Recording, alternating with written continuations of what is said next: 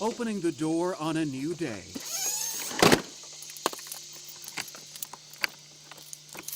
This state park volunteer has a half-mile haul to work. He walks and walks and walks. Every day, Eugene Gatliff walks right into the mouth of Cathedral Caverns. Most days, the 80-year-old's the first to arrive. Eugene literally lights up the cave. How did you develop an interest in Cathedral Caverns? In 2006, I had a heart attack. Recovery from that heart attack came with a doctor's order: exercise. They allowed me to come in here and do my morning walk. Yeah. Because they didn't want me to do it in temperature below 40 or above 85. The cave's constant 60 degrees is ideal for Eugene's daily 3-mile walk. You can see why it gets the name Cathedral Caverns. Yeah. Yeah, it is huge. No matter how many times he walks by, one giant feature of the cave leaves him in awe.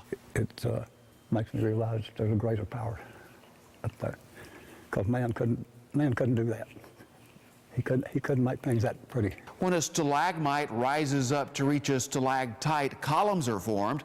This column, named Goliath, is the biggest in the world. This area we're going through now, this is what we actually call Boulder Boulevard. Lamar Pendergrass manages Cathedral Caverns State Park. We're actually coming up now on one of the largest flowstone walls in any cave in the world. This wall is 138 feet across and about 35 feet high. Water formed this flowstone one drop at a time.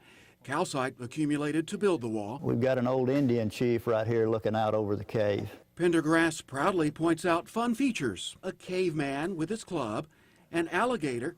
And a lot of people call that the back of Garfield's head. Abraham Lincoln on his back. I mean, if you use your imagination in here, you can see 1,000 different features and formations of the cave. No imagination required for this: a real shark's tooth, one of 11 embedded in the cave ceiling. You see that? A bat. There it is again. Easy to see why this used to be called Bat Cave. The area we're coming up on now, this is what we call a stalagmite forest. It's also called the Cathedral Room. Here's where Cathedral Caverns earned its current name. Jay and Helen Gurley bought the cave in 1952. Helen declared it a divine destination. This was her columns, and this up here was her pipe organ. And this is when he renamed the cave to Cathedral Caverns. See the big church bell? And this would be her columns that held part of the cathedral up, and then her pipe organ would be in this area. And the wonders reach higher to heaven. And this is one of the ooh and ah places that we get on the tours.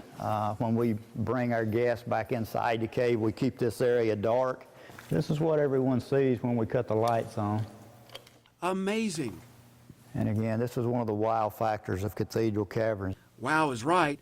Thousands of fascinating formations fill this area of the cave, a ready-made movie set. What's this cavern called, Tom?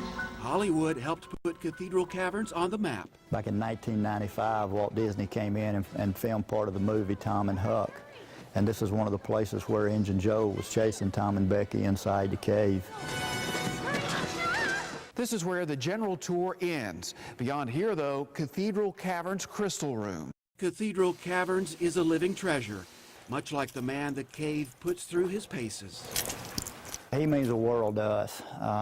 He's very good with the people who come to the cave. He probably meets and greets everybody before we see them. Cathedral Caverns has been a real godsend to you. They have. Yeah, they've helped me maintain my health. Yeah. And I'm grateful for them for that. Yeah, I really am. Greg Privet, Way 31 First News.